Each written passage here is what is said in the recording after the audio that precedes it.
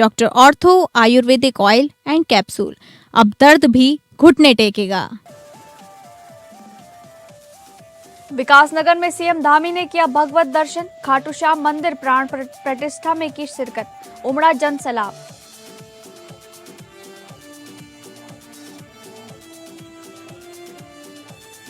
देहरादून में कांग्रेस ने उठाया कानून व्यवस्था का मुद्दा। कहा 9 साल से कानून व्यवस्था बेलगाम।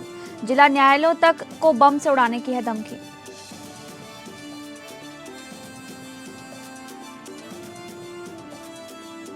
खेल मंत्री रेखा आर्य ने मुख्य सचिव को लिखा पत्र। आउट ऑफ टर्न सरकारी नौकरी की प्रक्रिया में तेजी लाने का दिया निर्देश। कहा खिलाड़ियों को नौकरी देने के अनुभव संतोषजनक नहीं। फायर सीजन आते ही वन विभाग और अन्य विभागों ने मिलकर किया मॉक ड्रिल। सभी विभागों ने तालमेल दिखाया।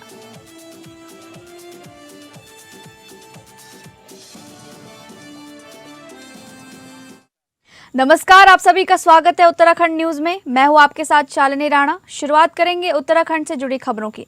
उत्तराखंड के मुख्यमंत्री पुष्कर सिंह धामी तय कार्यक्रम के तहत विकासनगर पहुंचे, जहां उन्होंने खाटू श्याम सेवा मंदिर के प्राण प्रतिष्ठा कार्यक्रम में शिरकत की। मुख्यमंत्री के आगमन को लेकर सुरक्षा के कड़े इंतजाम किए गए थे। उनका हेलीकॉप्टर आसाराम वैदिक इंटर कॉलेज के हेलीपैड पर उतरा, जिसके बाद वे सीधे मंदिर परिसर पहुंचे। मंदिर पहुंचने पर मुख्यमंत्री का भव्य स्वागत किया गया। इस दौरान विकासनगर के विधायक मुन्ना सिंह चौहान, पूर्व विधायक कुलदीप कुमार सहित भाजपा के सैकड़ों कार्यकर्ता और पदाधिकारी मौजूद रहे। कार्यक्रम के दौरान धार्मिक आस्था और राजनीतिक उपस्थिति का संगम देखने को मिला, जहां बड़ी संख्या में श्रद्धालु भी शामिल हुए। सच्चे मन से पुकारा है, बाबा उसके पास आए। आप सबकी आवाज ऊपर जाती है, ऊपर से बाबा के पास जाती है और बाबा के पास से जाकर बाबा ऐसा है वो संकल्प सिद्ध होता है। बाबा अपनी कृपा से सबकी झोली भर देते हैं और बाबा वो देते हैं कई जो मन में सोच रहे होते हैं वो पूरा हो जाता है। अगर आप सोचिए कि संख्या में आप सब आए हैं, वो इस बात का प्रमाण है कि बाबा हर एक के हृदय में विराजमान है, हर किसी के आत्मा में बसे। उत्तराखंड के जिला न्यायालयों को बम से उड़ाने की धमकी भरी ईमेल लगातार आ रही है। पहले नैनीताल, उत्तरकाशी, फिर रुद्रप्रयाग और उसके बाद हरिद्वार और देहरादून जिला कोर्ट को भी बम से उड़ाने की धमकियां मिलने को लेकर कांग्रेस महामंत्री राजेंद्र शाह ने कहा कि ये कोई बड़ी बात नहीं है, जब उत्तराखंड में सरेआम मर्डर हो रहे हैं। हाल ही में 6 मर्डर हो चुके हैं। दिन दहाड़े सरेआम कत्ल करके अपराधी फरार घूम रहे हैं। मुख्यमंत्री और मंत्रियों की जो हनक होनी चाहिए वो गायब है, जो खौफ अधिकारियों में होना चाहिए वो नहीं है। उन्होंने आगे कहा कि धाकड़ धामी आखिरी चुनाव वर्ष में ऐसा कुछ करें ताकि वो अपने नाम को सिद्ध कर पाएं। उत्तराखंड में पिछले 9 सालों से कानून व्यवस्था बेलगाम है। मंत्री मस्त हैं, ज्यादातर मंत्री और अधिकारी पैसा कमाने में बिजी हैं।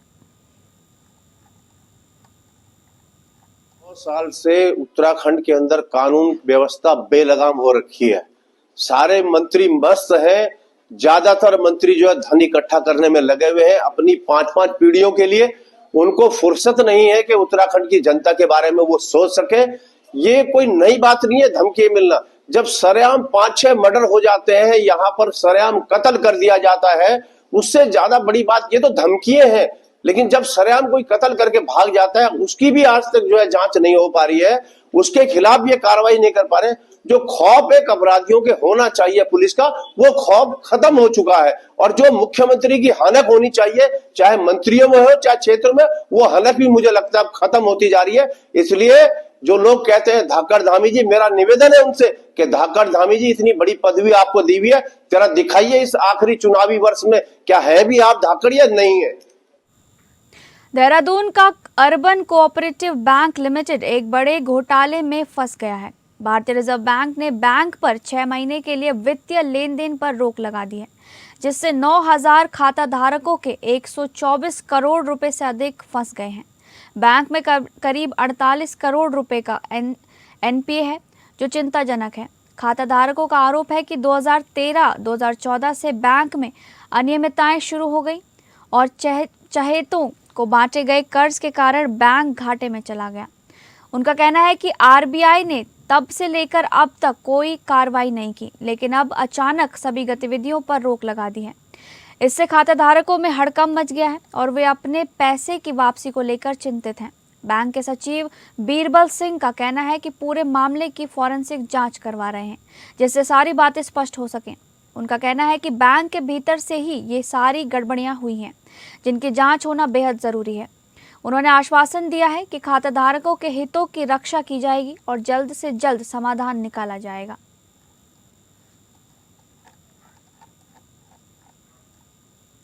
आउट ऑफ टर्न सरकारी नौकरी की प्रक्रिया में तेजी का निर्देश खिलाड़ियों को नौकरी देने के अनुभव संतोषजनक नहीं है। एक तरफ उत्तराखंड सरकार खेल और खिलाड़ियों को बढ़ावा देने के दावे करती नहीं थक रही, दूसरी तरफ इसी उत्तराखंड सरकार में खेल मंत्री रेखा आर्या ने शासन के अधिकारियों की लेट लतीफी से नाराज होकर मुख्य सचिव को पत्र लिख डाला है। खेल मंत्री रेखा आर्या ने 38वें राष्ट्रीय खेलों के पदक विजेताओं को आउट ऑफ टर्न सरकारी नौकरी दिए जाने की प्रक्रिया में तेजी लाने के निर्देश देते हुए मुख्य सचिव को पत्र लिखा है। खेल मंत्री रेखा आर्या ने कहा कि नेशनल गेम्स में हमारे प्रदेश के खिलाड़ियों का प्रदर्शन बेहद शानदार रहा था और पहली बार उत्तराखंड ने राष्ट्रीय खेलों में पदकों का शतक लगाया।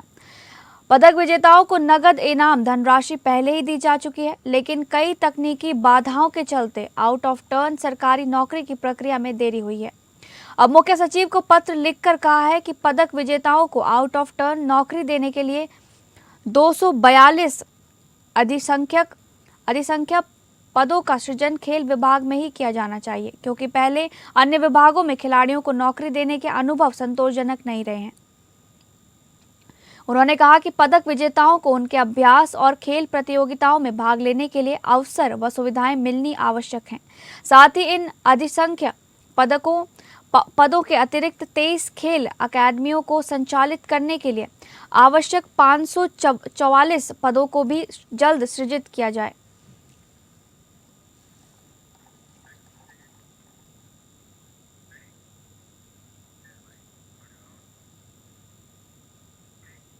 चमोली जिले में बोर्ड परीक्षाओं को लेकर शिक्षा विभाग ने सभी तैयारियां पूरी कर ली हैं और परीक्षाएं 18 तारीख से शुरू भी हो गई हैं।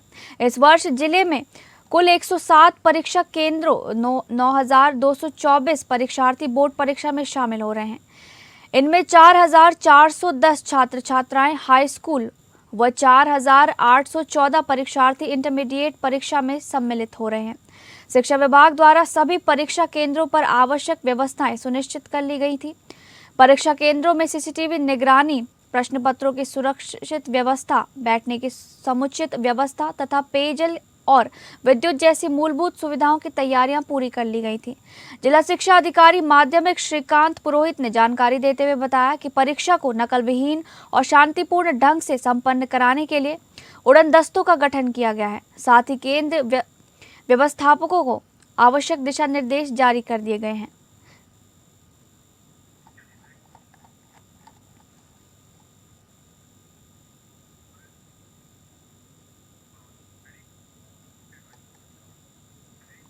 चंपावत में वनाग्नि से निपटने की तैयारियों का आकलन करने के लिए बहुविभागीय मॉक ड्रिल का आयोजन किया गया।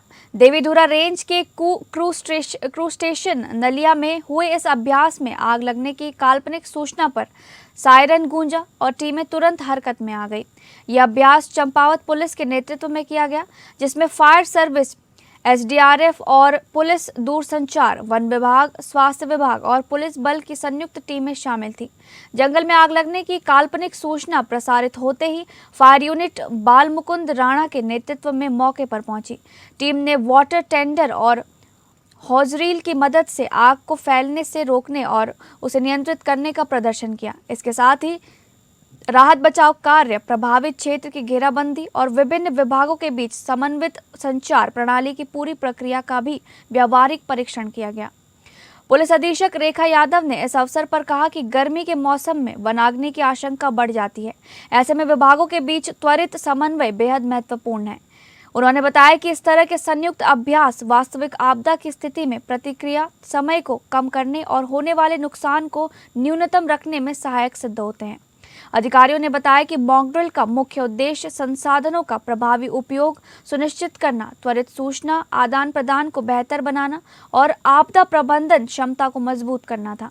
इसका लक्ष्य ये सुनिश्चित करना है कि किसी भी आपात स्थिति में संयुक्त टीमें तत्काल और प्रभावी ढंग से कार्रवाई कर सकें। जंगलों को आग से बचाने के उद्देश्य से वन विभाग ने विभिन्न विभागों के सहयोग से नालिया चौक क्षेत्र में व्यापक स्मोक मॉक ड्रिल का आयोजन किया। इस अभ्यास का उद्देश्य वनाग्नि की स्थिति में त्वरित प्रतिक्रिया, समन्वय और संसाधनों के प्रभावी उपयोग की तैयारी को परखना था।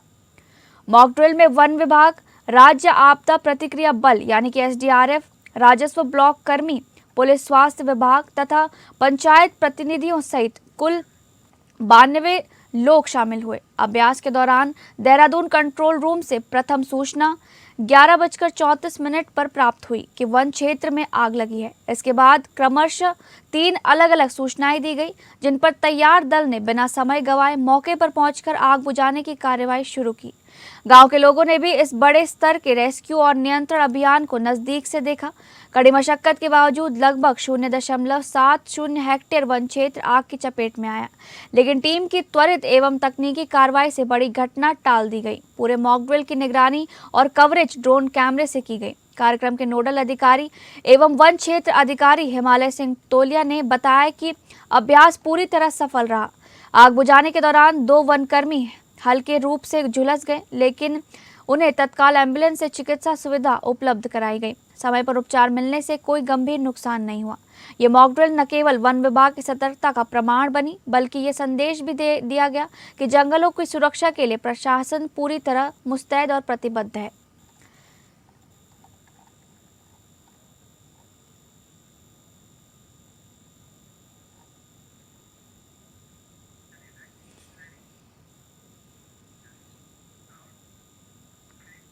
वन विभाग और अन्य विभागों ने मॉक ड्रिल किया है। सभी विभागों ने तालमेल दिखाया। मसूरी में फायर सीजन की तैयारी के लिए वन विभाग और अन्य विभागों ने मिलकर मॉक ड्रिल किया। इसमें आग पर काबू पाने और जान माल की हानि कम करने का अभ्यास किया गया। इस दौरान भारत तिब्बत सीमा पुलिस, नगर पालिका, संचार पुलिस, पशुपालन विभाग और स्वास्थ्य विभाग के अधिकारी मौजूद रहे। प्रभागीय वन अधिकारी अमित कन्वर ने बताया कि फायर सीजन शुरू होने से पहले सभी विभागों ने तालमेल दिखाया है। फायर मॉक ड्रिल का उद्देश्य किसी भी आपदा के समय जल्द से जल्द आग पर काबू पाना और जान माल की हानि को कम करना है, जिसको लेकर सभी विभागों ने तालमेल दिखाते हुए सफलतापूर्वक फायर मॉक ड्रिल किया। इस मौके पर प्रभागीय वन अधिकारी अमित कन्वर ने बताया कि फायर सीजन शुरू होने वाला है। ऐसे में जंगलों में लगने वाली आग पर काबू पाने के साथ भी फायर उपकरणों की भी जांच की गई है और सभी विभागों द्वारा आपसी तालमेल का परिचय दिया गया है। भारत तिब्बत सीमा पुलिस बल के इंस्पेक्टर JD सुनील कुमार ने बताया कि बल हमेशा आपदा के समय तैयार रहता है। यहाँ पर अधिकतर वन है, ऐसे में आग पर काबू पाने में हमेशा तत्पर रहता है। संचार पुलिस देहरादून से आए SI महेंद्र भट्ट ने कहा कि आपका समय कंट्रोल रूम तक संचार व्यवस्था पहुंचाने के लिए कार्य किया जाता है।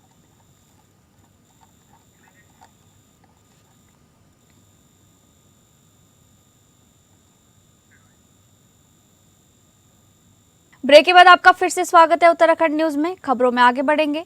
श्री केदारनाथ धाम यात्रा व्यवस्थाओं को देखने के लिए अपर सचिव लोक निर्माण विभाग विनीत कुमार द्वारा 1 दिवसीय भ्रमण कर रुद्रप्रयाग जनपद में व्यवस्थाओं का जायजा लिया गया, जहां अपर सचिव ने बताया कि रुद्रप्रयाग से गौरीकुंड तक सड़क निर्माण का मार्ग निरीक्षण किया जाएगा, ताकि श्री बाबा केदारनाथ के दर्शन को आने वाले श्रद्धालुओं की सुविधा के दृष्टिगत श्रद्धालुओं को किसी तरह की परेशानी का सामना न करना पड़े। साथ ही जनपद के अंतर्गत राष्ट्रीय राजमार्गों की स्थिति को व्यवस्थित करने के लिए लोनीवी और NH के अधिकारियों को जरूरी दिशा निर्देश दिए गए हैं। NH के तहत डिवीजन श्रीनगर यात्रा रूट के 35 स्थानों पर कार्य चल रहे हैं। इनमें 12 स्थानों पर यात्रा से पूर्व कार्य पूर्ण कर लिया जाएगा, जबकि शेष आवश्यक कार्यों को भी दिसंबर तक पूर्ण करने का लक्ष्य निर्धारित किया गया है, लेकिन उन्हें भी श्री बद्री केदार यात्रा से पूर्व पूरा करने का प्रयास किया जाएगा। यात्रा से पूर्व सभी डेंजर जोन तथा अन्य आवश्यक कार्यों को भी यथाशीघ्र पूरा किया जाएगा। आगामी यात्रा से पहले ही संबंधित अधिकारियों को यात्रा मोटर मार्गों पर सांकेतिक साइन बोर्ड, डामरीकरण आदि के कार्य पूरा करने के लिए निर्देश किए गए हैं।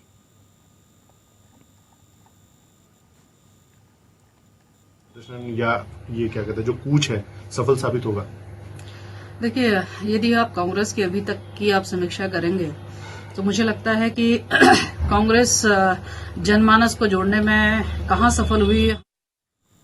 जसपुर कोतवाली क्षेत्र में महुआ डाबरा नगर पंचायत में उस वक्त अफरा तफरी का माहौल हो गया जब अलग अलग समुदाय के दो पक्षों में खूनी संघर्ष हो गया। बताया जा रहा है कि बुलेट बाइक रोड पर निकालने को लेकर अलग अलग समुदाय के दो पक्षों में कहासुनी हो गई, जिसके बाद विवाद इतना बढ़ गया कि देखते ही देखते जंग का मैदान बन गया, जिसमें दोनों पक्षों में जमकर लाठी डंडे और धारदार हथियार चले, जिसमें एक पक्ष के 3 लोग गंभीर रूप से घायल बताए जा रहे हैं, जिससे एक स्थानीय सभासद शाकिर बताया जा रहा है। मौके पर मौजूद किसी व्यक्ति ने इस पूरी घटना की वीडियो बना ली जो अब सोशल मीडिया पर वायरल हो रही है।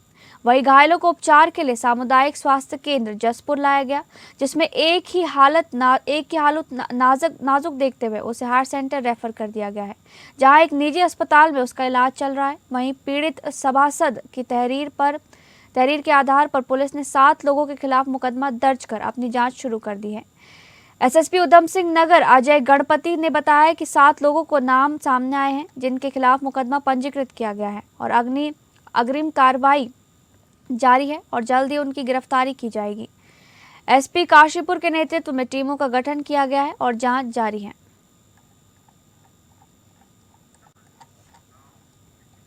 शीतकालीन पर्यटन को नई उड़ान मिलने वाली है। चंपावत की शांत वादियों में आज रोमांच, साहस और संकल्प का अनूठा संगम देखा गया, जब चंपावत सरस कॉर्पोरेट महोत्सव 2026 के अंतर्गत भारत में पहली बार आयोजित की जा रही para motor cross country Champawat 2026 का भव्य आगाज हुआ। यह आयोजन भारतीय साहसिक पर्यटन के इतिहास में मील का पत्थर साबित हो रहा है।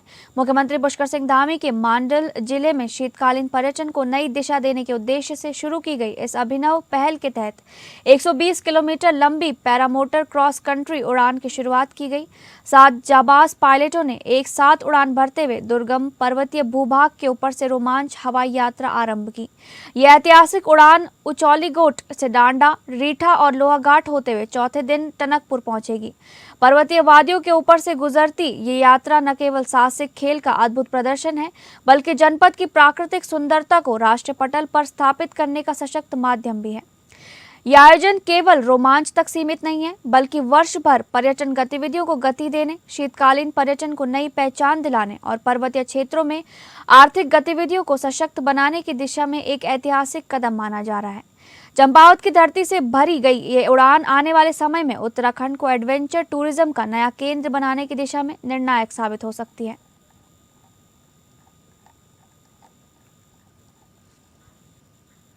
गढ़वाल मंडल विकास निगम के एमडी प्रतीक जैन ने आगामी चारधाम यात्रा के लिए गेस्ट हाउस में बेहतर सुविधाएं देने की बात कही है, जो कि वाकई सराहनीय है। एमडी जैन ने कहा कि गढ़वाल मंडल विकास निगम के सभी गेस्ट हाउस में साफ सफाई, शुद्ध पेयजल, बिजली और सुरक्षा व्यवस्था पर विशेष ध्यान दिया जाएगा, जो कि तीर्थ यात्रियों के लिए बहुत जरूरी है। इसके अलावा बेहतर फूड की सुविधा भी दी जाएगी, जो कि यात्रियों के अनुभव को और भी अच्छा बनाएगा। गढ़वाल मंडल विकास निगम की इस पहल से न केवल तीर्थ यात्रियों को लाभ होगा, बल्कि उत्तराखंड की छवि भी बेहतर होगी। एमडी प्रतीक जैन हाल ही में गढ़वाल मंडल विकास निगम के एमडी बने हैं।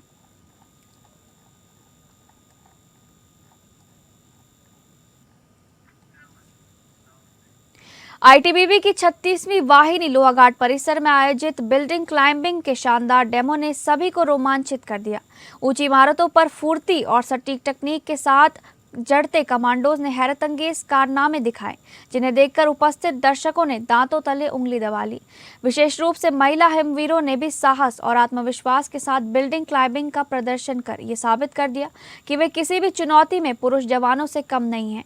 कठिन परिस्थितियों में त्वरित प्रतिक्रिया, संतुलन और टीम वर्क का शानदार समन्वय इस डेमो की खासियत रहा।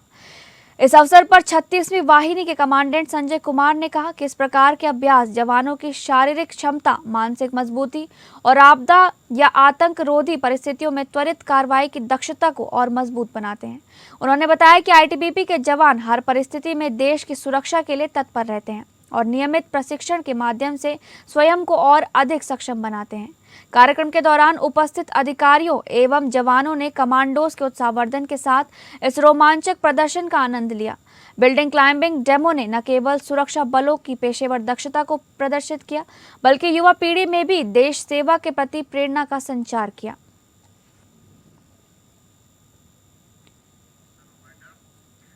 फिलहाल उत्तराखंड न्यूज में बस इतना ही। नमस्कार।